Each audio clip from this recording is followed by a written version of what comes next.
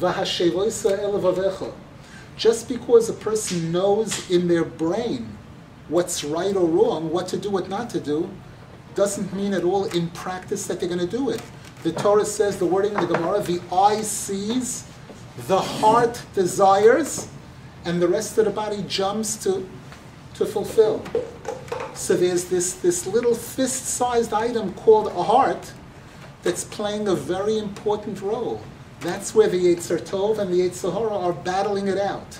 That's where the emotions and the desires of a person are fighting. There's a tug of war going on.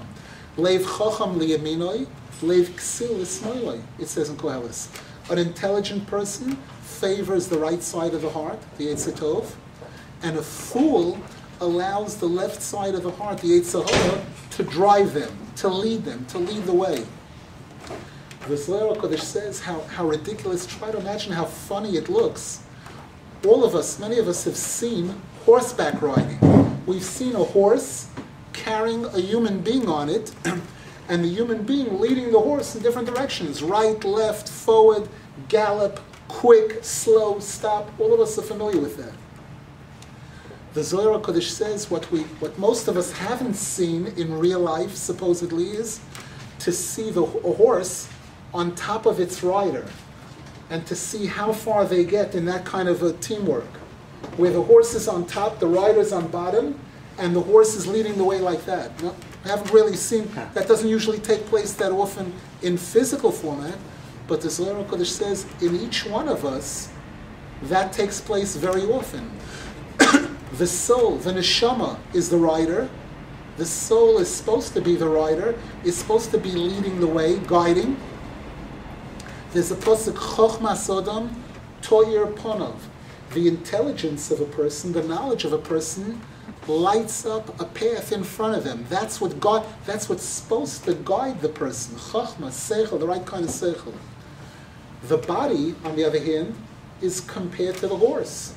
The body is a horse that's carrying this soul, that allows this soul to go to shul, to go here, to go there, to go to the mikveh, to take shul, all the different things that the neshama does that's riding. A person who handles life the right way, who goes through life giving the priority to the neshama, allowing the neshama to lead and guide in the decision making, that's the rider on the horse. In the other case, where the bodily desires are driving, that's what's controlling, that's what's deciding what I do, what I don't do, where I look, where I don't look, what I say, what I don't say. That's the horse on top of the rider, chas v'shalom, which all of us know how successful that could be. So we have this option called tefillah, where a Jew has the privilege. We just read in last week's parsha, Mi kashem Elokeinu b'chol koreinu elav.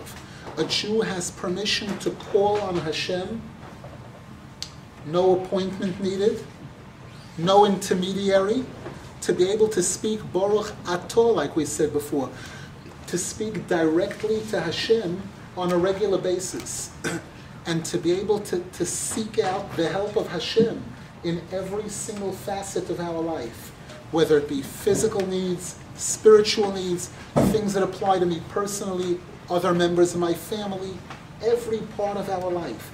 And this is also called, the Torah refers to this as living. Tefillah lokel, the David HaMelech says in the pasuk in Tehillim, praying to Hashem, tefillah lokel, chayoi. That's my life. That's living. When I'm davening, and when I'm davening the right way, we said with kavanah, thinking about what I'm saying, then that's considered, that's a part of true living.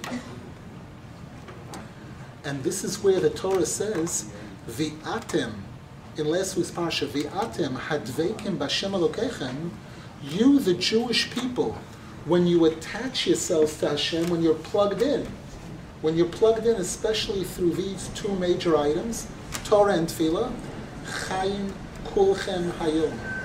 That's when you're alive. That's when you're classified as living.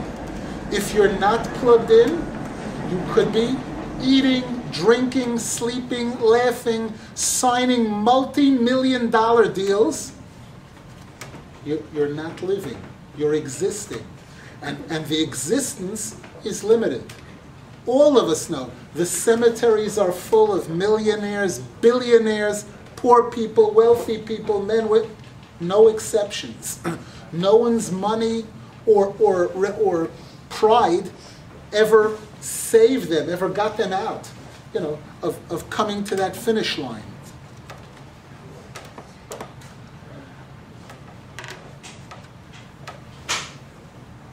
There are two prerequisites, in a sense, to what we just spoke about, to Torah, to Tefillah, to this type of living. One is called Yira, and the second one is called Ahava.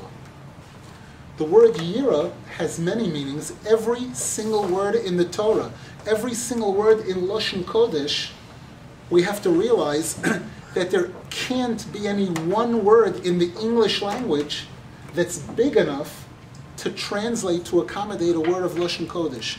Very often it can require 10 words or 100 words to do justice to a word of Lashon Kodesh. The word Yira means fear. The word Yira also means respect. Ish imoy voviv tiro, many different places, sources for it in the Torah. Now, most of us know there are many books written today, hundreds, maybe thousands of books about fear. And most of us look at it as something dreadful, a terrible thing. People that are full of fears, anxieties, insecurities. Fear is something, there's an expression, to die of fright.